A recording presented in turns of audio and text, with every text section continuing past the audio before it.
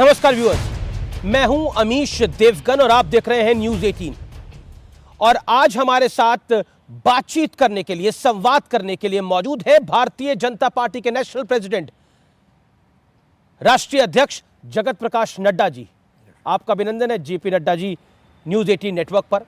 लेकिन आज आपके मन में जो सवाल है, खास तौर पर देश की जनता के, उन तमाम सवालों के जवाब जानने का हम प्रयास करेंगे।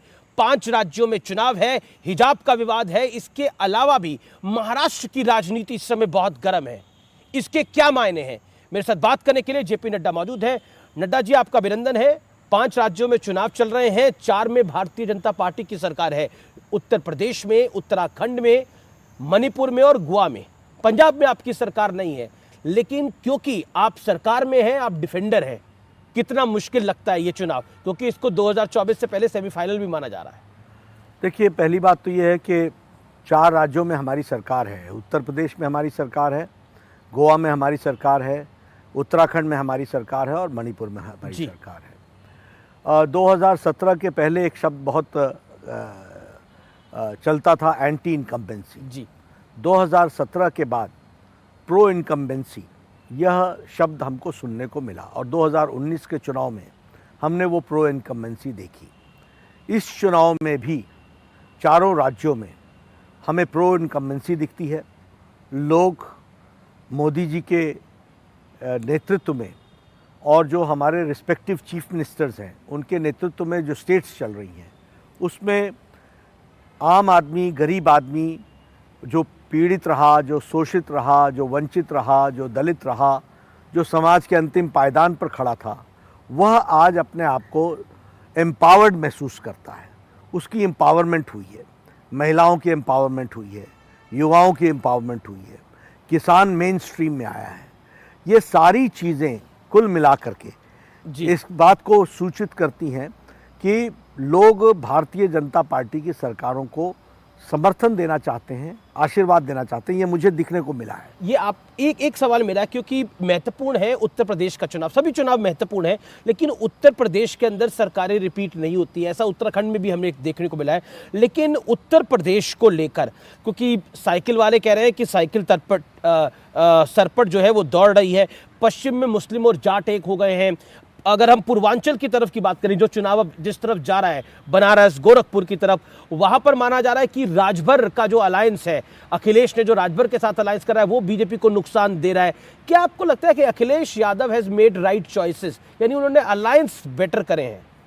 मुझे आप तफसील से समय देंगे, मैं इसका जवाब देना चाहता हूँ। देखिए, अखिलेश जी और उनकी पार्टी और उनके पूज्य पिताजी भी एक लंबे समय तक समीकरणों की राजनीति करते रहे, वोट बैंक की राजनीति करते रहे, पोलराइजेशन की राजनीति करते रहे, और उनके दिमाग में ये मैथमेटिक्स है, पॉलिटिक्स। हम उनको बताना चाहते हैं कि समय बदल गया है। अब मैथमेटिक्स नहीं है, ये केमिस्ट्री है। और केमिस्ट्री के दृष्टि से अमीश जी अगर आप देखें तो आप पाएंगे कि उन्होंने 2017 में कांग्रेस के साथ अलायंस किया, 2019 में उन्होंने बीएसपी के साथ अलायंस किया। बड़ा डेडली कॉम्बिनेशन आप लोग बोलते थे, और आप बोलते थे कि इसमें तमाम राजभर भी मिल गए थे, सब लोग मिल गए थे। आप तो प्रभारी थे उत्तर प्रदेश। मैं उत्तर प्रदेश का प्रभारी था और मैं कहता था दिल थाम के बैठो, एक तरफा फैसला आएगा। और अभी उन्होंने आरएलडी के साथ किया है, जिसकी ताकत भी सीमित है, क्षेत्र भी सीमित है, लेकिन उन्होंने अलायंस किया है। नहीं, मैंने वही बोला कि पश्चिम में आरएलडी और पूर्वांचल में राजभर और स्वामी प्रसाद मौर्य। मैं यही बता रहा हूँ, ये गलतफहमी में है। नेताओं के मिल जाने से वोटर मिल जाता है, जनता मिल जाती है, ऐसा नहीं होता है। मैं आपको तीनों ही इलेक्शन के रिजल्ट्स बता रहे हैं। बाद में मायावती जी ने और अखिलेश जी ने एक दूसरे के ऊपर दोषारोपण डाला कि नहीं डाला जी। कांग्रेस ने और सपा ने एक दूसरे के ऊपर दोषारोपण किया कि नहीं किया। अब आरएलडी और ये भी चुनाव के बाद एक दूसरे पर दोषारोपण देंगे, क्योंकि नेता मिल गए, पार्टियां मिल गईं, वोटर नहीं मिला। और वोटर क्यों नहीं मिला? एक ज़माना था, देखिए, Samajwadi party, Congress party, BSP, ये चुनाव सरपंचों के सर पर लड़ती हैं, चुनाव के ठेकेदारों को सर पर लड़ती हैं। गांव में सरपंच अपना हो गया, वो नीचे वोट दिला देगा, एक समय दिलाता भी था। आज के तारीख में वोटर बड़ा सजग है, वोटर पढ़ा लिखा है, नौजवान पढ़े लिखे हैं, उनको मालूम है उनका अधिकार, और गरीब आदमी अपने वोट को बहुत सही तरीके से प्रयोग करता है, उसको मालूम है कि वह सुरक्षित कहाँ है। इसीलिए ये तीनों चुनाव में इन अलायंसेस के बावजूद, राजभर 2019 में हमको छोड़ करके चले गए थे, क्या हालत हुई इनकी, और वो चले गए थे। नहीं, उसमें कहा जाता है वो नरेंद्र मोदी का चुनाव था, इस वजह से उस तरह की परिस्थिति नहीं हुई। नहीं, ऐसा नहीं है। नरेंद्र मोदी जी का भी चुनाव था और योगी जी भी उसमें जुड़े हुए थे, और ये चुनाव जो इस समय का भी चुनाव है उसमें नरेंद्र मोदी जी भी हैं, उनका आशीर्वाद है सभी स्टेट्स पर।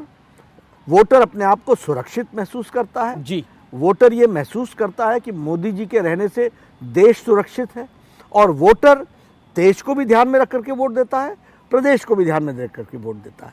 तो दोनों ही फैक्टर्स में वह अपने आप को एम्पावर्ड महसूस कर रहा है, और इसीलिए मैं कहना चाहूँगा कि वोटर जिस तरीके से नेता सोच रहे हैं अमित जी, वैसे वोटर नहीं सोच रहा है। क्योंकि हम यूपी के संदर्भ में पहले बात कर रहे हैं, तो साइकिल का जिक्र हुआ, क्योंकि अखिलेश यादव कह रहे हैं साइकिल सर पर दौड़ रही है, लेकिन प्रधानमंत्री मोदी ने कहा कि जब मैं गुजरात का मुख्यमंत्री था तो अहमदाबाद में साइकिल में बम रखे गए थे, तो अखिलेश ने कहा ये गरीबों का मजाक उड़ाने जैसी बात है। तो उन्होंने बोला, हालांकि भारतीय जनता पार्टी अखिलेश की पार्टी को यानी सपा को आतंकवाद से जोड़ रही है निरंतर। आपने भी एक प्रेस कॉन्फ्रेंस करी, क्यों? देखिए, मेरे को थोड़ा बोलने के लिए थोड़ा सा समय दीजिएगा। अखिलेश जी की पॉलिटिकल अंडरस्टैंडिंग बहुत सीमित है, यही तो दिक्कत आती है। ये परिवार के चांदी के चम्मच से पैदा होकर के जो लोग निकलते हैं ना, उनको राजनीति की समझ नहीं होती है। आम आदमी जानता है कि साइकिल आम आदमी का विषय है, लेकिन जब साइकिल का प्रयोग बम के साथ होता है तो वह समाजवादी की साइकिल हो जाती है। कारण यह है कि अखिलेश जी की आतंकवादियों को बचाने में उनका इतिहास सामने सबको दिखता है। उन्होंने आतंकियों को बचाने के लिए हर प्रयास किया। आपने आरोप लगाया गोरखपुर की अपनी प्रेस कॉन्फ्रेंस में कि 2012 में जब वो सीएम थे, मैं नाम के साथ डेट वाइज मैंने गोरखपुर गोलघर कांड, संकट मोचन बम ब्लास्ट बनारस में, काशी में और अयोध्या में और लखनऊ में कचहरी का बम ब्लास्ट, श्रमजीवी ट्रेन में बम ब्लास्ट, मुंबई के लोकल ट्रेन में बम ब्लास्ट, ये जितने भी बम ब्लास्ट हुए हैं, दशाश्वमेध घाट पर बम ब्लास्ट, ये जितने बम ब्लास्ट हुए हैं उसमें जो आतंकी पकड़ाए थे उनको छुड़ाने का काम अखिलेश जी ने किया है। इसलिए उनकी साइकिल, अखिलेश की साइकिल, और उत्तर प्रदेश की जनता बहुत अच्छे से जानती है, इसको सामान्य जनता से इस साइकिल को मत जोड़िए। ये बम वाली साइकिल है, और वो साइकिल अखिलेश जी की सपा की साइकिल है, और उस साइकिल को पर प्रधानमंत्री जी ने कहा था, और जनता भी जानती है कि साइकिल पर वोट डालने का मतलब है कि बम ब्लास्ट के और आतंकियों का पनाह देने वाला व्यक्ति का समर्थन करना होगा, और वह देश के लिए एक बहुत घातक होगा। उत्तर प्रदेश के लिए आपका आरोप था कि उन्होंने केस वापस लिए उनके, तो मेरा आपसे सवाल ये है कि क्योंकि आपके सीएम हैं योगी आदित्यनाथ, उत्तर प्रदेश के सीएम हैं, वो कहते हैं कि आपने रामायण में लंकेश चुने होंगे, यूपी में एक दंगेश है, यानी वो अखिलेश को दंगेश कह रहे हैं। क्या आपको लगता है कि क्या बीजेपी डराकर वोट लेना चाह रही है कि अगर बीजेपी नहीं आएगी तो आतंकवादी आ जाएंगे, बीजेपी नहीं आएगी तो दंगा आ जाएगा? डराने की क्या जरूरत है, सच्चाई बताने की जरूरत है। सच्चाई है कि नहीं कि सुप्रीम कोर्ट ने कहा है कि मुजफ्फरनगर में अखिलेश की सरकार मूक दर्शक रही है? ये ऑब्जर्वेशन सुप्रीम कोर्ट का है कि नहीं है? सुप्रीम कोर्ट ने कहा मुजफ्फरपुर के दंगों में कि प्रशासन मूक दर्शक रहा है? सुप्रीम कोर्ट ने ये कहा कि नहीं कहा कि you have given a preferential treatment to some of the sections of the society? तो ये किसने कहा है? तो ये दंगा को प्रोत्साहन देने का कारण बनता है कि नहीं बनता है? तो दंगेश, आंकड़े बताते हैं, आंकड़े पूर्व मुख्यमंत्री को दंगेश कहना जायज है? आंकड़े, हाँ बिल्कुल। देखिए, दंगा 200 दंगे हुए उनकी 5 साल की सरकार में, और योगी जी की सरकार में एक भी दंगा नहीं हुआ। इसको बताने का मेरा अधिकार है कि नहीं है? और लोगों को डराने का नहीं, लेकिन लोगों को याद दिलाना लेकिन हमारी इसका जिम्मेवारी एक- है कि नहीं है? इसका एक काउंटर पॉइंट ये है क्योंकि बीजेपी को लग रहा है कि पहले जैसे मुसलमान वोट बढ़ जाता था, वो बसपा में भी जाता था, सपा में भी जाता था, थोड़ा कांग्रेस में भी चला जाता था, लेकिन इस बार मुस्लिम वोट इंटैक्ट है, वो 19% वोट एक तरफ जा रहा है। तो आप चाह रहे हैं कि दूसरी तरफ 80% पोलराइजेशन हम कभी इस तरीके से सोचते नहीं है अमीश जी। हमारा सीधा प्रिंसिपल है सबका साथ, सबका विकास, सबका विश्वास, सबका प्रयास। और देखिएगा, जिनका आपने नाम लिया, मैं नाम नहीं लेता हूँ, कि वो कम्युनिटी, उसका भी समर्थन आज नहीं तो कल देश के हित में हमको मिलेगा। हम सबको साथ लेकर के चलने की बात करते हैं। मोदी जी, सबको, देश को मजबूत बनाना है, सबको साथ लेकर के चलना है। ये वोट बैंक की पॉलिटिक्स और पोलराइजेशन की पॉलिटिक्स वो करते हैं। हमने तो कभी नहीं कहा कि ये कम्युनिटी। दूसरी तरफ से पलटवार होता है कि वोट बैंक के लिए आप आतंकवाद, दंगेश और हिंदुत्व की बात करते हैं, क्योंकि प्रियंका वाड्रा से जब हमारे संवाददाता ने सवाल पूछा आतंकवाद के ऊपर, उन्होंने बोला फिजूल की बात है ये। देखिए ना, ये दुर्भाग्य है, चांदी के चम्मच के साथ पैदा हुए हैं, जिन्होंने अपना पिता खो दिया इसी यही आतंकवाद के उसमें, उनको अगर ये फिजूल की बात लगती हो। फिजूल का मुद्दा है, क्लियरली बोला उन्होंने। मैंने भाषण में अपने कहा कि इनकी अंडरस्टैंडिंग देखो ना, इनकी पॉलिटिकल अंडरस्टैंडिंग देखो ना। अब आपने प्रियंका जी की बात कर दी, यहाँ बोलती हैं उत्तर प्रदेश की बेटी हैं, और पंजाब में जब चन्नी बोलता है कि यूपी के भैयों को और बिहार के भैयों को घुसने मत देना, तो तालियां पीटती हैं। तो ये तो देखिए, ये सिल्वर स्पून के साथ बॉर्न हुए लोगों को धरती की जानकारी और देश की प्रति कमिटमेंट और देश की अंडरस्टैंडिंग कितनी सतही तौर पर है, ये कितने सुपरफिशियल है, ये इस बात को बताता है। एक इंटरव्यू में प्रियंका गांधी ने हाल ही में कहा कि अगर पूरा विपक्ष यूपी में एकजुट होता तो ज्यादा मजबूत परिणाम होंगे इसके। ठीक है ना, अच्छी बात है, हम तो तैयार हैं। आप जब भी आओ, इकट्ठे आओ, जैसे आओ, हमेशा तो आप आते ही हो, तो आप आ जाओ, हमें क्या दिक्कत है। अब तो अरविंद केजरीवाल भी कह रहे हैं कि बीजेपी को रोकने के लिए मैं किसी से भी हाथ मिला सकता हूं। देखिए, हमको बेसिक डिफरेंस समझना पड़ेगा। उन्होंने लखनऊ में इस बात को कहा। हमको बेसिक डिफरेंस समझना पड़ेगा। भारतीय जनता पार्टी सत्ता में इसलिए आती है कि देश की तस्वीर और तकदीर बदले, देश मजबूत हो, ये हमारी विचारधारा है। ये सब लोग इकट्ठे किस लिए हो रहे हैं? इसलिए कि यह देश के साथ कॉम्प्रोमाइज़ करने के लिए तैयार है, ये सबके साथ कॉम्प्रोमाइज़ करने के लिए तैयार हैं, लेकिन कुर्सी इनको चाहिए। तो ये बेसिक आइडियोलॉजिकल प्रश्न पर बहुत बड़ा प्रश्न है, और इस प्रश्न का उत्तर देने के लिए मैं इनको बाध्य करता हूं। और यह चुनाव और उत्तर प्रदेश की जनता, मणिपुर की जनता, गोवा की जनता और हमारे उत्तराखंड की जनता इस बात का जवाब देने के लिए सक्षम है और देगी कि वह देश के लिए खड़ी है, वह इनके निजी स्वार्थों के लिए खड़ी नहीं है। क्योंकि अक़लियतों की बात हो रही है। ऐसा माना जा रहा है कि ओवैसी जब चुनाव लड़ते हैं उसको कहा जाता है वो बीजेपी की बी टीम है, लेकिन ऐसा लग रहा है कि ओवैसी इस बार यूपी में कुछ बड़ा करिश्मा नहीं कर पा रहे हैं, ऐसा ग्राउंड रियलिटी में नहीं दिखाई दे रहा। क्या कहना चाहते हैं? मैंने कहा ना आपको, अभी से हमारे देखने का ये तरीका ही नहीं है। तुम जो करना है करो ना, जिस पार्टी को जो करना है करे, हम सबको एक्सपोज करेंगे। मैं जब प्रियंका पर बोलता हूँ या कांग्रेस पर बोलता हूँ तो मैं केजरीवाल का सहारा नहीं लेता हूँ, और जब मैं केजरीवाल पर बोलता हूँ तो मैं समाजवादी पार्टी का सहारा नहीं लेता हूँ। सबको अकेले अकेले और इकट्ठे निपटने की ताकत भारतीय जनता पार्टी रखती है। चलिए, और जी, निपटने का मतलब वैचारिक दृष्टि से, आइडियोलॉजिकल ग्राउंड पर, हिस्ट्री पर, काम करने के तौर तरीके पर, इस पर। लेकिन ऐसा है कि बीजेपी सबसे तो निपट रही है, लेकिन मायावती जी से क्यों नहीं निपट रही है? मायावती को लेकर बीजेपी खामोश है और मायावती भी बीजेपी को लेकर खामोश है। बिल्कुल नहीं, जिन इश्यूज को बोलना है उनके लिए हम बोल रहे हैं। सपा कह रही है इनके बीच में अंडरस्टैंडिंग है। नहीं, ऐसा कुछ नहीं है। अब देखिए, हम क्योंकि मायावती जी अब हम पंजाब में अकाली दल पर हम नहीं बोले, हम कांग्रेस पर बोले, हम आम आदमी पार्टी पर बोले। जो सामने होता है, उत्तराखंड में हम कांग्रेस पर बोले, हम आम आदमी पार्टी पर नहीं बोले। हम गोवा में हमने आम आदमी पार्टी। तो आप मान रहे कि मायावती की हैसियत नहीं है? नहीं, फाइट में अभी हम समाजवादी पार्टी के साथ चुनाव है, और समाजवादी पार्टी के साथ हमारी लड़ाई है, जिसको हम फोकस करते हैं। चुनाव में हर स्टेट में वो अलग अलग होता है, लेकिन मायावती की अपनी ताकत है, क्योंकि और अपनी ताकत के साथ वो खड़ी हैं, क्योंकि और उनका जो वोट है, एक मिनट, उनका जो वोट है वो इंटैक्ट है। लेकिन हाँ, निश्चित रूप से लड़ाई हमारी समाजवादी पार्टी के साथ। न्यूज़ 18 को अमित शाह ने, गृह मंत्री ने एक इंटरव्यू दिया और उस इंटरव्यू में उन्होंने बोला कि मायावती की अपनी प्रासंगिकता है और बड़ी संख्या में मुस्लिम बीएसपी के साथ जुड़े हैं, दलितों के साथ मुस्लिम भी बीएसपी के साथ जुड़े हैं। वो सीट में कितना कन्वर्ट होगा वो देखा जाएगा।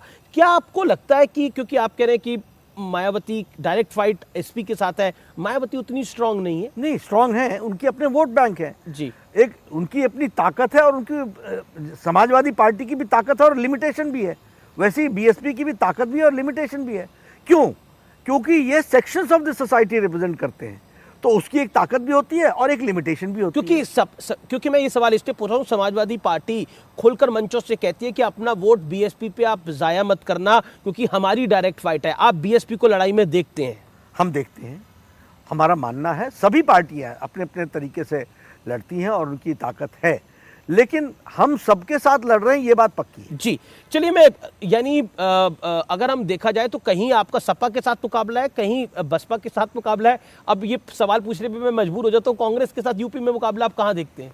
वो कोशिश कर रहे हैं, लेकिन जो उनकी एक्टिविटी है वो अपने आप को खुद क्षीण कर रहे हैं। जी, मैं अगले सवाल की तरफ बढ़ता हूँ। क्या भारतीय जनता पार्टी ने 4 चरण के चुनाव के बाद 5वें चरण में स्ट्रैटेजी बदली है? क्योंकि अब प्रधानमंत्री भी खुल के बोल रहे हैं कि आएंगे तो योगी। ये रणनीति में एक बदलाव है बड़ा? कोई रणनीति में बदलाव नहीं है। शुरू से हमने कहा है कि योगी जी के नेतृत्व में हम चुनाव लड़ रहे हैं और अभी तक हम इसी बात को कह रहे हैं और आगे भी हम इसी बात को कहेंगे। और इसके साथ साथ हमारा मुद्दा है सुरक्षा, हमारा मुद्दा है दंगा रहित उत्तर प्रदेश, हमारा मुद्दा है माफिया समाप्त हो, हमारा मुद्दा है विकास हो, हमारा मुद्दा है यूनिवर्सिटीज़ इंस्टीट्यूशंस और फ्लरिश करें, हमारा मुद्दा है कनेक्टिविटी बढ़े, हमारा मुद्दा है हेल्थ इंफ्रास्ट्रक्चर। और लेकिन आपका मुद्दा तो ये भी है कि हमने अयोध्या बना दी है, हमने काशी बना दी है, अब हम मथुरा भी बनाएंगे। ऐसा हमने इस तरीके की बात हमने नहीं कही। हमने ये जरूर कहा कि दीपोत्सव आपके डिप्टी सीएम कहते हैं, सीएम कहते हैं। देखिए, हर एक कोई अपने अपने ढंग से किसी चीज़ को इंटरप्रेट करते होंगे, लेकिन भारतीय जनता पार्टी स्पष्ट है, सबका साथ, सबका विकास, सबका विश्वास, सबका प्रयास। एक सवाल भारतीय जनता पार्टी का, क्योंकि आप भारतीय जनता पार्टी के राष्ट्रीय अध्यक्ष हैं, भारतीय जनता पार्टी का मुसलमानों के साथ रिश्ता क्या है? क्योंकि ऐसा माना जाता है, कई बयान आते हैं, कोई बॉलीवुड का एक्टर बोल देता है, कोई समाज सेवी बोल देता है, पार्टीज बोल देती हैं कि अक़लियतें डरी हुई हैं आपके राज के अंदर, चाहे वो उत्तर प्रदेश हो चाहे वो देश हो। ऐसा बार बार कहा जाता है कि मुसलमान डरा हुआ है। बीजेपी और मुसलमानों का रिश्ता क्या है? देखिए, सबका साथ, सबका विकास, सबका विश्वास, सबका प्रयास, यह मूल मंत्र है जिसको लेकर के भारतीय जनता पार्टी मोदी जी के नेतृत्व में आगे बढ़ रही है। दूसरी बात, इस देश में अपीजमेंट को अगर आप रास्ता मानते हैं तो अपीजमेंट किसी का नहीं, किसी की भी तुष्टीकरण नहीं होगी, सबका साथ होगा, सबका विकास होगा, सबका सहयोग के साथ चलेंगे। जो इस तरीके की शब्दावली बोलते हैं कि कोई सेक्शन ऑफ द सोसाइटी डरा हुआ है या किस तरीके का, उसके पीछे के कारणों को ढूंढना पड़ेगा। एक क्योंकि आप बीजेपी के राष्ट्रीय अध्यक्ष हैं, इसलिए ये सवाल मैं पूछ रहा हूँ। एक आपकी सरकारों पे एक ब्लेम लग रहा है, अब ब्लेम लग रहा है या फिर बीजेपी तो इसको तमगा समझती है कि ये हिंदुत्ववादी सरकार है, ये हिंदुत्ववादी सरकार है, ये राम मंदिर बनाने पे भी इनका जोर है, इनका काशी विश्वनाथ का कॉरिडोर बनाने पे भी जोर है, और ये टीका लगाने में भी घबराते नहीं है। हालांकि 2014 के बाद तो 2019 के बाद तो हमने कई नेताओं को देखा टीका लगाते हुए। क्या कहना चाहते हैं? ये जो देखिए, मुझे लगता है कि यह इशू को डाइग्रेस करने का तरीका है। हमारा मूल मंत्र है सबका साथ, सबका विकास, सबका विश्वास, सबका साथ, सबका प्रयास। इसी बात को लेकर के हम चल रहे हैं। कुछ लोग अगर ये कोशिश करें कि इशू से डाइग्रेस करने की कोशिश करें, ये उनका उद्देश्य। मैं एग्जांपल देता हूं इसका आपको, जैसे इलाहाबाद का नाम बदलकर प्रयागराज कर दिया गया, ऐसे कई नाम बदले गए, कई स्टेशंस के नाम बदले गए, मुगलसराय स्टेशन का नाम बदल गया। वो एक एग्जांपल होता है कि ये नाम बदलने की प्रक्रिया चल रही है एक तरह से। उस पर आप क्या कहना चाहते हैं? नहीं, मैं बिल्कुल ये कहना चाहूँगा, देखिए, कुछ चीज़ें जिसके साथ भारत की जनता जुड़ी है उसको लोग सामने रखने का प्रयास करते हैं और उसको ठीक ढंग से रखने की कोशिश करते हैं। इसका मतलब ये नहीं है कि किसी को हम नीचा दिखाने की कोशिश कर रहे हैं या किसी से हम डाइग्रेस करने की कोशिश कर रहे हैं, ऐसा नहीं है। अभी तक जितने राउंड हुए हैं, बीजेपी का आकलन क्या है आपका? अच्छी तरीके से कंफर्टेबल मेजॉरिटी के साथ भारतीय जनता पार्टी आ एक आंकलन ये है कि अगर हर राउंड में पिछली बारी से 10-10 सीटें कम करके आके तो बीजेपी का नंबर 230-40 के आसपास हम बढ़ जाए। 300 प्लस जाने वाले हैं 300 प्लस जाने वाले हैं, यानी आप 325 जो पहला था जी, उसको और ये जो लोग आकलन लगा रहे हैं जी ये न्यूमेरिकल लगा रहे हैं, ये केमिस्ट्री नहीं देख रहे हैं। मैं केमिस्ट्री जानता हूं, मैं केमिस्ट्री देख रहा हूं। लेकिन एक बारी बंगाल का भी चुनाव हुआ जहां पर बीजेपी, हालांकि उन्होंने 3 से 77 तक पहुंचे लेकिन सरकार नहीं बना पाए, तब भी आप कॉन्फिडेंट थे। उत्तर प्रदेश में भी आप कॉन्फिडेंट है। क्या आपको लगता है कि थोड़ा सवालिया निशान उस पर भी है? नहीं, देखिए बंगाल में हम जितना तेज जा सकते थे हम गए। हमारे पास 3 साल की अवधि थी। संगठन खड़े होने में टाइम लगता है। बंगाल छोटी स्टेट नहीं है, बड़ी स्टेट है। उस स्टेट में अगर हम 3 से 77 जा सकते हैं तो this is the fast which we could go. क्या आपको लगता है बंगाल के अंदर सेकेंड वेव जो कोविड की आई उसने आपको नुकसान पहुंचाया? थोड़ा बहुत निश्चित रूप से कैंपेनिंग में तो असर पड़ा ही पड़ा जी, उसका तो असर पड़ा ही पड़ा। मैं आगे की ओर बढ़ता हूं, महाराष्ट्र की ओर आता हूं। विपक्ष का बार बार आरोप लगाती है कि जहां जहां भारतीय जनता पार्टी की सरकार नहीं होती वहां पर उनके एक्सटेंडेड टूल जैसे income tax, enforcement directorate, ED, CBI ये एक्टिव हो जाते हैं। हाल ही में वहां पर एक मंत्री की गिरफ्तारी हुई है, नवाब मलिक की गिरफ्तारी हो गई है, जिसको लेकर शिवसेना भी एग्रेसिव है, एनसीपी भी एग्रेसिव है और कांग्रेस भी एग्रेसिव है। दोनों ने एक साझा मार्च भी निकाला है। क्या कहना चाहते हैं आप? देखिए, मेरा बड़ा स्पष्ट शब्दों में कहना है, भारतीय जनता पार्टी एनडीए की सरकार मोदी जी के नेतृत्व में सभी इंस्टीट्यूशंस की इंडिपेंडेंस को बरकरार रख करके काम में जुटती है। अब ये किसी को जाति के चश्मे से देखना ये इनकी आदत है, किसी को धर्म के चश्मे से देखना ये इनकी आदत है। ये आरोप लगाने की कोशिश करते हैं। अब आपने एक मंत्री के बारे में कहा कि वो अरेस्ट हुआ, तो अरेस्ट किसी केस के तहत हुआ ना। कोर्ट ने कहा ना कि इनको अरेस्ट कीजिए, कोर्ट ने दिया ना जुडिशियल रिमांड और पुलिस रिमांड। तो कोई ना कोई ईडी रिमांड, ईडी ने डिमांड की तो कोर्ट ने दी ना। जी जी, कोर्ट ने दी। इसके कंटेंट पर क्यों नहीं बोलते? किसी एक आदमी को उनका तो कहना है एवरीथिंग इज फिक्स। कोई इंस्टीट्यूशन अंदर कर देता है। मतलब जब आप चुनाव जीत जाते हो तो ईवीएम बहुत अच्छा है और जब आप चुनाव हार जाते हो तो ईवीएम बहुत गड़बड़ है। ये कौन सा खेल है भाई? ये तो वही वाली बात हो गई कि जब आपके पक्ष में कोर्ट ने किया ना, ईडी इंडिपेंडेंट है, कोर्ट इंडिपेंडेंट है, कोर्ट में ईडी ने केस रखा कि नहीं रखा जी, लेकिन और उन केसेस पर उनको जुडिशियल रिमांड मिली कि नहीं मिली। आप इस कंटेंट पर क्यों नहीं बोलते? क्योंकि एक काउंटर आप पॉइंट मतलब जो विरोधी दल नहीं, एक काउंटर पॉइंट ये है कि शिवसेना और आपका जो पुराना सहयोगी शिवसेना है वो कहती है कि बीजेपी के मन में गुस्सा है क्योंकि वो सरकार महाराष्ट्र में नहीं बना पाई, इसीलिए उन्होंने पहले अनिल देशमुख को गिरफ्तार करवाया, अब इनको गिरफ्तार करवा दिया। तो अनिल देशमुख को निकाल लो ना न्यायालय से, दिक्कत क्या है? मना किसने किया है? नवाब मलिक को निकाल लो ना। तो ये भ्रष्टाचार फंसता कहाँ है आकर के? ये why are you not talking on भ्रष्टाचार? वाई आर यू सेइंग कि हमने अंदर किया? अब वो उनसे मैंने सवाल पूछा, तो उन्होंने बोला कि देखिए डिस्ट्रेस सेल हो जाता है। कितने दिनों से अंदर है? काफी महीने हो गए। तो फिर जुडिशियल प्रोसेस है ना। नवाब मलिक के केस में मैंने सवाल पूछा, उन्होंने बोला, कांग्रेस के प्रवक्ता ने भी बोला, शिवसेना ने भी बोला कि डिस्ट्रेस सेल हो सकती है कोई, कि किसी को 40 लाख 4 करोड़ का प्लॉट 40 लाख रुपए। ठीक है ना, तो कोर्ट में जवाब देना ना, पता चल जाएगा आपको, दूध का दूध पानी का पानी हो जाएगा। वाई डू यू हम जजमेंटल क्यों हो रहे हैं? मैं तो नहीं हो रहा हूँ जजमेंटल। मैं तो नहीं कह रहा हूं कि नवाब मलिक पर केस ठीक डला है। हम कह रहे हैं जो कंटेंट है उसका जवाब कोर्ट एग्जामिन करेगी, बताएगी। क्योंकि डी कंपनी यानी दाऊद के साथ लिंक की बात है, इसलिए मामला सीरियस है। लेकिन मैं अगर यही शब्द बोलूंगा तो बोलेंगे आप आरोप लगा रहे हो, इसलिए मैं ये शब्द नहीं बोलता हूं। मैं कहता हूं कोर्ट में नहीं, ये तो मतलब जो जानकारी है उपलब्ध, मैं इसलिए कहता हूं जो कोर्ट में आपके ऊपर चार्जेस लगे हैं, क्योंकि इसकी गूंज उत्तर प्रदेश के चुनाव तक पहुंच गई। अखिलेश यादव कह रहे हैं कि जब देशभक्तों के खिलाफ लड़ने वालों की गूंज सारे देश में पड़ेगी, सारे देश में ये गूंज जाएगी। अखिलेश अगर टेररिस्टों को बचाता है तो हम छोड़ने वाले नहीं हैं, हम गांव-गांव गली-गली पहुंचाएंगे। तो क्योंकि अखिलेश यादव कह रहे हैं कि बीजेपी घबरा रही है, चुनाव में हार रही है, इसलिए गिरफ्तार करवा रही है। क्यों घबराने का क्या सवाल है? करहल में तुम पूज्य पिताजी को ले जाते हो और हमसे बोलते हो कि हम घबराए हुए हैं। तुम्हारे जो लोग बीजेपी को छोड़ करके गए उन्होंने अपनी कंसेंसी छोड़ दी और घबराए हुए हम दिख रहे हैं कि ये क्या मतलब है? मेरे तो समझ कह रहे हैं आप एजेंसियों का बेजा इस्तेमाल कर रहे हैं। इन एजेंसीज में कहाँ आती है? आपको विधानसभा आपने अपनी सीट छोड़ दी और एक सीट पर आप गए और वहां पर आपको पूज्य पिताजी को लाना पड़ा। इसमें एजेंसी कहाँ आती है?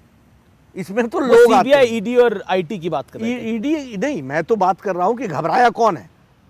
आप देखिए, अब आपने कहा कि अखिलेश जी उत्तर प्रदेश का चुनाव कहाँ लड़ रहे हो, तभी तक करहल का चुनाव लड़ रहे थे। अपने पूज्य पिताजी को क्यों लाना पड़ा, मेरे को समझाइए तो जरा सा। उनके पिताजी है, चुनाव प्रचार में यूज करते हाँ, तो और जगह भी जाते जैसे ना। आप भी प्रधानमंत्री को यूज करते हैं, और अमित जगह शाह भी को यूज करते हैं। और जगह भी जाते। वो तो सीट फंस गई, घर की सीट फंस गई, खुद की सीट फंस गई है। आप क्या कह रहे हैं, करहल की सीट फंसी हुई है? हाँ हाँ, बिल्कुल फंसी हुई है, अच्छे से फंसी हुई है। और इसीलिए मुलायम सिंह जी को लाना पड़ा उनको। ये स्थिति है उनकी, इसीलिए मैंने कहा वो उत्तर प्रदेश का चुनाव फंसी हुई है पर निकल जाएगी। देखिए, जब फंसी हुई होती है तो फिर आपको मालूम है कि नतीजा क्या होता है। जी, तो आप कह रहे हैं एसपी सिंह बघेल जीतेंगे उधर से? जी। चलिए, अब मैं आगे एक अगला सवाल, क्योंकि महाराष्ट्र की बात हो रही है, क्योंकि जैसे ही ये अरेस्ट हुआ, शरद राव पवार को ममता बनर्जी ने कॉल किया और बोला कि विपक्ष को अब एकजुट हो जाना चाहिए, क्योंकि आपने बोला कि हम देशभक्त हैं, इसलिए हमें सबसे लड़ाई लड़ना पड़ेगा। किस किस से लड़ेंगे आप? ममता बनर्जी से भी लड़ेंगे, शरद राव पवार से भी लड़ेंगे, अखिलेश यादव से भी लड़ेंगे, अरविंद केजरीवाल से भी लड़ेंगे, राहुल गांधी से भी लड़ेंगे, प्रियंका गांधी से भी लड़ेंगे, महबूबा मुफ्ती से भी लड़ेंगे। तो कहीं ना कहीं, और टीआरएस भी अब तो एक्टिव हो गई है, चंद्रशेखर राव भी एक्टिव हो गए। तो ऐसा लग रहा है कि एक महागठबंधन तैयार हो रहा है नेशन वाइड आपके खिलाफ। मना किसने किया है? आप इकट्ठे होइए ना। हर चुनाव में अमीश जी, चुनाव के पहले ये भारत भ्रमण पर निकलते हैं, मेरी बात ध्यान से सुनिएगा, और हर चुनाव के नतीजे आने के बाद फिर से ये भारत भ्रमण करते हैं। मना किसने किया है? आप कीजिए ना, ये प्रजातंत्र है। लेकिन हम भी लोगों को एक्सपोज करेंगे ना कि ये रीजनल पार्टीज और ये परिवार की पार्टियां देश के लिए कितनी घातक होती हैं, और अपने परिवार के लिए ये देश से कॉम्प्रोमाइज करती है। ये भी मैं बताने के लिए, हम नहीं बताएंगे कि नहीं बताएंगे। एक तरफ भारतीय जनता पार्टी, देखिए मेरा बड़ा सीधा मानना है कि the only party, national party with ideological background is Bharatiya Janata party. Rest all parties have become family parties, dynasty parties, regional parties, and regional aspirations को उजागर करके नेशनल इंटरेस्ट के साथ भी कॉम्प्रोमाइज करना, ये तरीका बन गया है। अब इसके साथ अगर झगड़ा होना है, आज हो या कल हो या परसों हो, जब हो, होना ही है, और ये हम लड़ने के लिए तैयार है ही है, हमने लड़ना ही है। पर क्या आपको लगता नहीं है, क्योंकि हाल ही में चंद्रशेखर राव जो थे, उन्होंने शरद राव पवार से, उद्धव ठाकरे से भी मुलाकात करी, और ऐसा लग रहा है कि एक तीसरा मोर्चा, यानी कांग्रेस का अस्तित्व उतना मजबूत नहीं रहा है, तो एक वैकल्पिक मोर्चा भारतीय जनता पार्टी के खिलाफ खड़ा करा जा रहा है। बीच में खबर आई कि वो नीतीश कुमार को भी इसमें शामिल करने की देखिए, जो कि मौजूदा मुख्यमंत्री, प्रजातंत्र है, किसी को भी किसी से मिलने की छूट है। आप जरूर मिलिए। पिछली बार आपने पूर्व से शुरू किया था, ममता जी के पास गए थे ये चंद्रशेखर राव, अब इस बार ये शरद पवार जी के पास गए, पश्चिम भ्रमण पर गए हैं। अब क्योंकि प्रेसिडेंशियल इलेक्शन भी अराउंड द कॉर्नर है, नीतीश कुमार को भी उस तीसरा मोर्चा अपने साथ लेगा और उनको प्रेसिडेंट बनाने की बात हो सकती है, ऐसी चर्चाएं हैं। देखिए, योर कमेंट्स ऑन दिस? देखिए, मेरा कोई कमेंट नहीं है। हमारा रिश्ता नीतीश कुमार जी के साथ, हम काम कर रहे हैं बिहार में, वो हमारे मुख्यमंत्री हैं, पूरी ताकत के साथ लगे हैं, पूरे अच्छे तरीके से एनडीए में काम चल रहा है, और इस तरीके की लोगों में संदेह पैदा करना ये इनका रास्ता हो सकता है।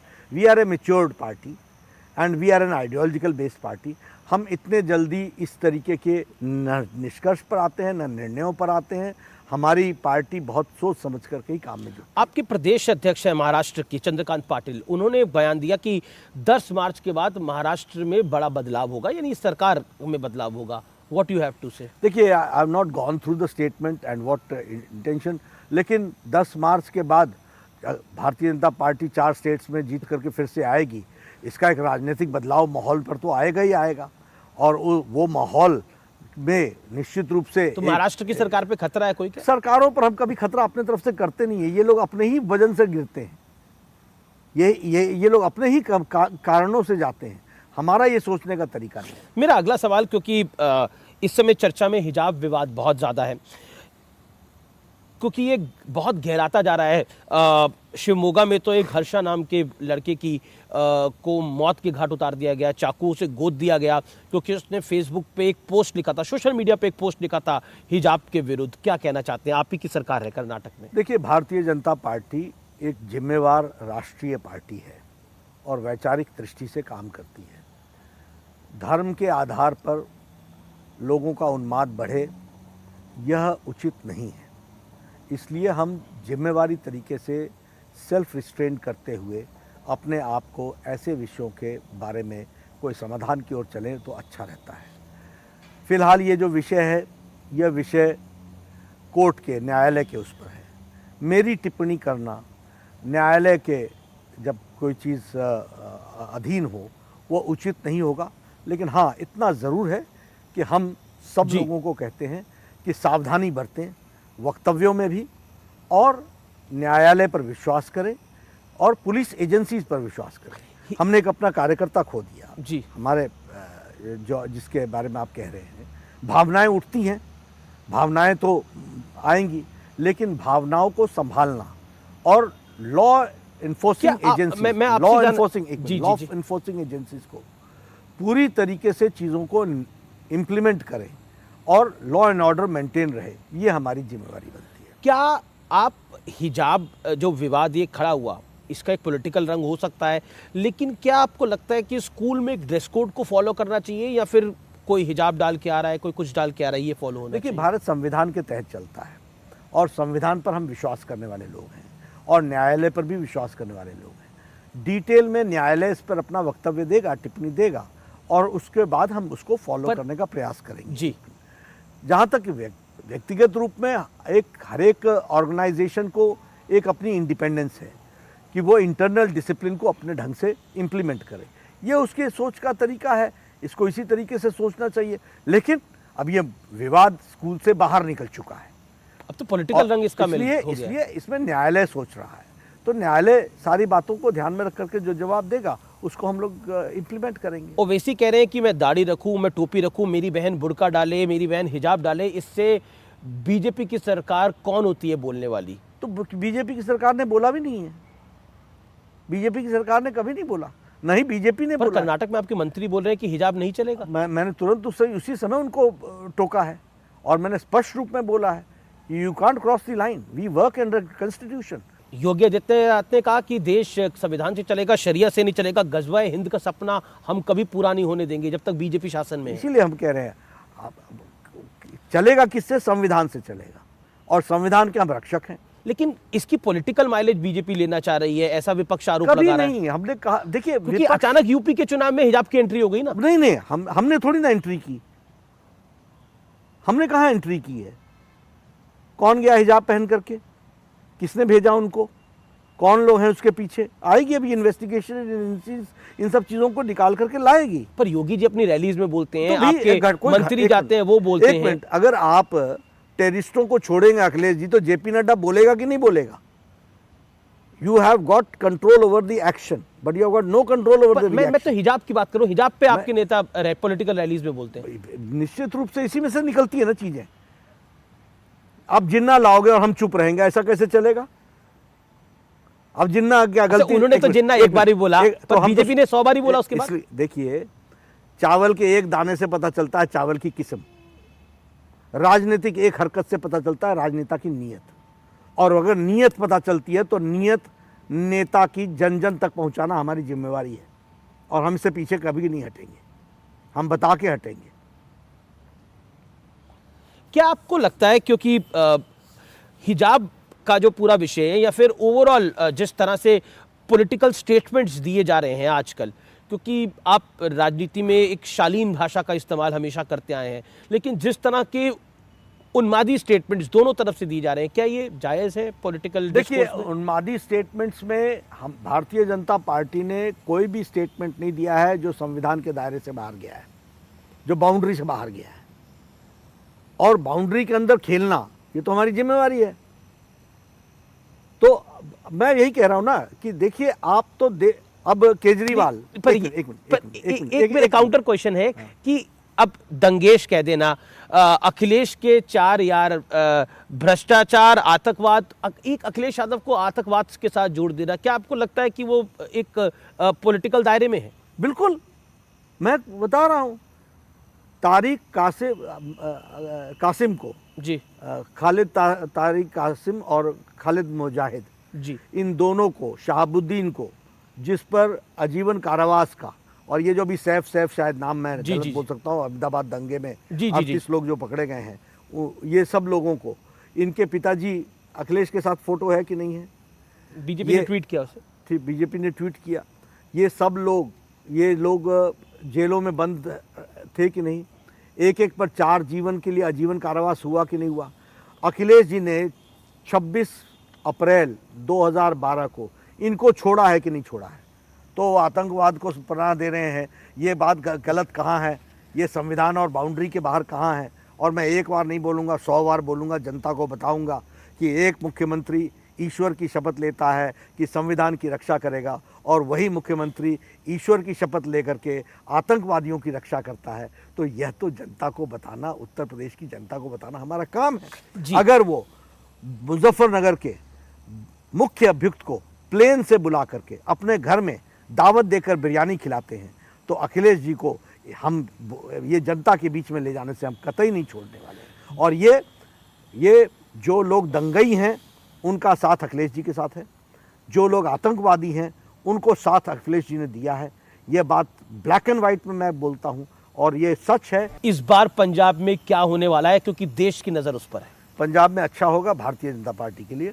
भारतीय जनता पार्टी को पहली बार स्कोप मिला है बढ़ने का, इसलिए पार्टी की दृष्टि से मैं कहूँ तो अच्छा रहेगा।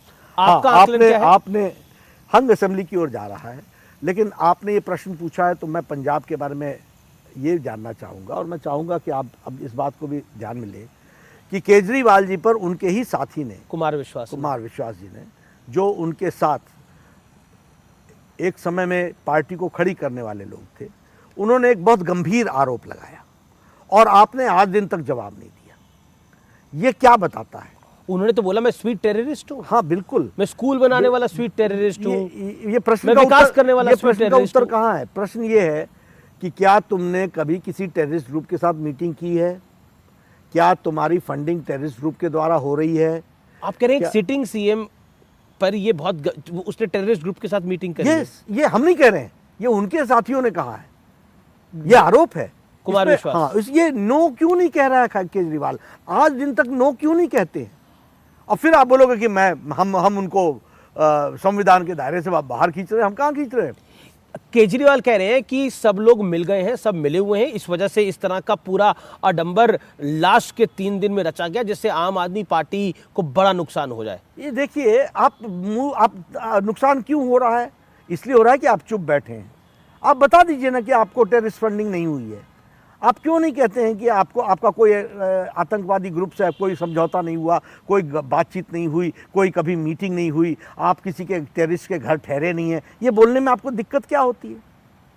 मेरा अगला सवाल आपसे ये है कि केजरीवाल के लिए तो आपने जो बोला वो बोला, लेकिन पंजाब में आपने बोला हंग असेंबली हो सकती है।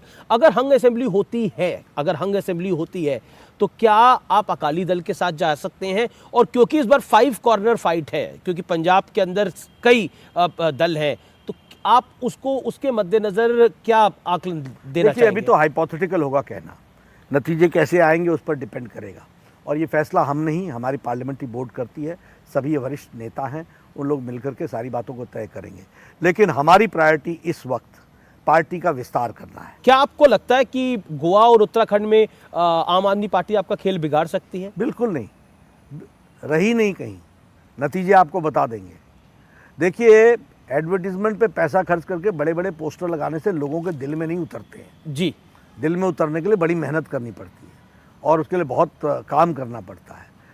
उत्तराखंड में और गोवा में भारतीय जनता पार्टी नीचे तक पार्टी को मजबूती के साथ आगे बढ़ी है और जनता की सेवा की है, इसलिए दोनों जगह हमको आशीर्वाद मिलेगा। जी, क्या आपको लगता है कि हाल फिलहाल के अंदर जिस तरह से पॉलिटिकल डेवलपमेंट्स हुई हैं, ख़ास तौर पर देश के अंदर, और जिस तरह से हमने नॉन इलेक्शन स्टेट्स पे भी कई तरह की मूवमेंट्स को देखा है, क्या आपको लगता है कि भारतीय जनता पार्टी के लिए 2024 में जो 2024 से पहले ये चुनाव जीतने बड़े महत्वपूर्ण हैं? देखिए, आपने शुरू में ही कहा ये सेमीफाइनल है जी, और मैं इस शब्दावली का ही विरोधी रहा हूँ शुरू से। No match is semifinal and no match is final. Every match is a different match altogether. इसलिए 2022 में हम पूरी ताकत के साथ लड़ रहे हैं, लेकिन इसका ये बड़ा महत्वपूर्ण होगा 2024 के लिए। 2024 अलग ढंग से लड़ेंगे और ढंग से लड़ेंगे, ये भी जीतेंगे वो भी जीतेंगे। क्योंकि और आपको मैं बता दूं, हर स्थिति में हमको उसका ही उत्तर देना पड़ता है और भारतीय जनता पार्टी अगर उत्तर प्रदेश में चुनाव लड़ रही है तो उत्तर प्रदेश के उत्तर के साथ लड़ रही है। अगर उत्तराखंड में चुनाव लड़ रही है तो उत्तराखंड के प्रश्नों के साथ उसको उत्तर देते हुए चुनाव लड़ रही है। अगर मणिपुर में चुनाव लड़ रही है तो मणिपुर के प्रश्नों का उत्तर देकर के चुनाव लड़ रही है। और ये कुल मिलाकर के प्रधानमंत्री जी का इम्पैक्ट सारे देश में और सारे प्रदेशों पर है ही है। उसका हम लाभ लेना, उसका उपयोग करना और वो जनता के दिलो दिमाग में उतरा हुआ है, इसमें दो राय कहाँ है। और उसका उपयोग करना ये हमारी जिम्मेदारी है जी। क्योंकि उत्तराखंड के संदर्भ में अगर मैं बात करूं तो वहां पर भी कोई सरकार रिपीट नहीं हुई है। इस बार आपको क्यों कॉन्फिडेंस है कि आपकी सरकार रिपीट होगी? आपने तो 3-3 मुख्यमंत्री बदल दिए वहां पर। हाँ बदले, लेकिन स्थिरता लाई ना, विकास किया ना। आपको 12,000 करोड़ रुपए खर्च करके 4 धाम सड़क बन रही है ना, बनी है ना, विकास हो रहा है ना। अगर उत्तराखंड में इंस्टीट्यूशंस आई कि नहीं आई? अगर उत्तराखंड में नंबर कम रह जाता है तो क्या अगर रहता ही नहीं है, आ ही रही है, ठीक ठाक आ रहे हैं, अच्छे से आ रहे हैं जी। मेरा बिल्कुल हम आखिरी दौर में महत्वपूर्ण सवाल एक ये है कि देश में इस समय एक तो हिजाब का विवाद चल रहा है, दूसरी तरफ जिस तरह की एक बयानबाजी चलती है और एक पोलराइजेशन का माहौल देखने को मिलता है, और विपक्ष ये आरोप लगाता है कि हर चुनाव से पहले अगर तालिबान होता है तो तालिबान में भी हिंदू मुसलमान होना शुरू हो जाता है। उस पर आप क्या कहना चाहते हैं? क्योंकि छत्तीसगढ़ के कवर्धा में भी कुछ दंगे फसाद हुए और वहां के मुख्यमंत्री भूपेश बघेल ने भी बोला कि जहां आरएसएस और बीजेपी आती है वहीं ये पूरा गेम शुरू हो जाता है। ऐसा नहीं है। देखिए, ये शब्द आप बोल रहे हैं धर्म का नाम लेकर के, मैं नहीं बोल रहा हूँ। ये बार बार ये धर्म लाने का काम ये लोग करते हैं। हमारी शब्दावली क्या है? राष्ट्रवाद। देश की मजबूती के प्रश्नों पर हम हमेशा अनकॉम्प्रोमाइजिंग रहते हैं और वो किसी धर्म से नहीं जुड़ता है। हम सब धर्मों को सम्मान से इज्जत दे करके करते हैं, लेकिन नेशनल इंटरेस्ट के साथ जो व्यक्ति कह रहा हूँ मैं, समुदाय नहीं कह रहा हूँ, धर्म नहीं कह रहा हूँ, जो व्यक्ति राष्ट्रवाद के विषय के साथ कॉम्प्रोमाइज़ करता है और जो पार्टी कॉम्प्रोमाइज़ करती है उसको एक्सपोज करना हमारा काम है। और ये बहुत बारीक डिफ्रेंसिएशन होता है। इस बारीकी डिफ्रेंसिएशन को संभल करके, इसीलिए मैं शब्दों को चयन करते समय बहुत सोच करके बोल रहा हूँ। कन्वर्जन को लेकर छत्तीसगढ़ में काफी बड़ा मामला एक चल रहा है जिसमें बीजेपी भी वहां पे काफी कुछ बोल चुकी है, उस पर आप क्या कहना चाहते हैं? देखिए, मेरा ये कहना है कि इन सब चीज़ों के बारे में कानून है, नियम है, न्यायालय है, उनके दृष्टि से वहां के बीजेपी का यूनिट कहता है कि कांग्रेस की सरकार मदद कर रही है। निश्चित रूप से जहां जहां ये सरकार में आते हैं ये इस तरीके की चीज़ों को हवा तो देते ही हैं, उसके प्रमाण होंगे उनके पास, इसलिए वो कहा होगा उन्होंने जी। क्योंकि अब मैं आ जाता हूं जो कि यूक्रेन के मुद्दे के ऊपर, यूक्रेन और रशिया के बीच में जो चल रहा है। मैं निश्चित तौर पर जानता हूं कि आप रूलिंग पार्टी के प्रेसिडेंट हैं, लेकिन वहाँ पर भारतीयों के संदर्भ में भारतीय बच्चे फंसे हुए हैं, कुछ बच्चे गुजरात के हैं, कुछ बच्चे हरियाणा के हैं। इस पे को लेकर भी कई सारी पॉलिटिकल बयानबाजी हो रही है, क्या कहना चाहते हैं आप? देखिए, प्रधानमंत्री मोदी जी के नेतृत्व में गवर्नमेंट ने हमेशा प्रोएक्टिव होकर के रिस्पॉन्सिव गवर्नमेंट के तरीके से काम किया है और काम कर रही है। इसलिए इस विषय के बारे में भी गवर्नमेंट प्रोएक्टिव है। प्रधानमंत्री मोदी जी के नेतृत्व में मिनिस्ट्री ऑफ एक्सटर्नल अफेयर्स पूरे एक्टिवली। पर हमारे 20,000 नागरिक फंसे हुए हैं। बिल्कुल, सभी नागरिकों को लाने का काम अभी तक का इतिहास किसका है? मोदी जी का है। पर रणदीप सुरजेवाला ने ट्वीट करके कहा कि बीजेपी और प्रधानमंत्री मोदी प्रचार में लगे हैं और वहां हमारे नागरिक फंसे, बच्चे फंसे हैं। देखिए, ये इनका काम ही बयानबाजी करना है। अमित जी, आप मेरे को क्यों इंटरव्यू के अंत में इन लोगों पर कुछ टिप्पणी करवाने की बात करते हैं? इन लोगों ने कोरोना पर क्या कहा था, आज अमेरिका की स्थिति क्या है और यूरोप की स्थिति क्या है और भारत की स्थिति क्या है कोरोना में। मोदी जी ने इस देश को बचा लिया, लेकिन इनके बयान अगर ढूंढ करके ढूंढें तो हास्यास्पद लगता है। आज भी जो ये बोल रहे हैं, आप बताइए अफगानिस्तान से कौन लेकर के आया सबको? आप बताइए सीरिया से कौन लोगों को लेकर के आया? आप बताइए जो हमारी नर्सेज फंसी हुई थी बेचारी, उनको निकाल करके लाने का काम किसने किया है? आप बताइए कि कहीं भी कोई डिस्ट्रेस आया है तो वहाँ से लोगों को इवैक्यूएट करने का काम किसने किया है? पर वो कह रहे हैं हम आपको याद दिला रहे हैं। अखिलेश यादव कह रहे हैं कि भारत सरकार तुरंत अपना दायित्व निभाए। हाँ, तो निभा रही है ना। आपको उससे आपको दिक्कत ये हो रही है कि मोदी जी प्रचार भी देख रहे हैं और देश भी देख रहे हैं, ये आपको दिक्कत हो रही है। आपकी तरह थोड़ी ना है कि आराम से बैठ करके, जैसे आपने मुख्यमंत्री काल में चलाया कि मुजफ्फरपुर नगर का दंगा हो गया और आप सोए रहे, ऐसे थोड़ी ना चलता है देश। जी मेरा आपसे एक सवाल है कि कितना नंबर फाइनली आप देख रहे हैं? 300 प्लस केमिस्ट्री, नो न्यूमेरिकल।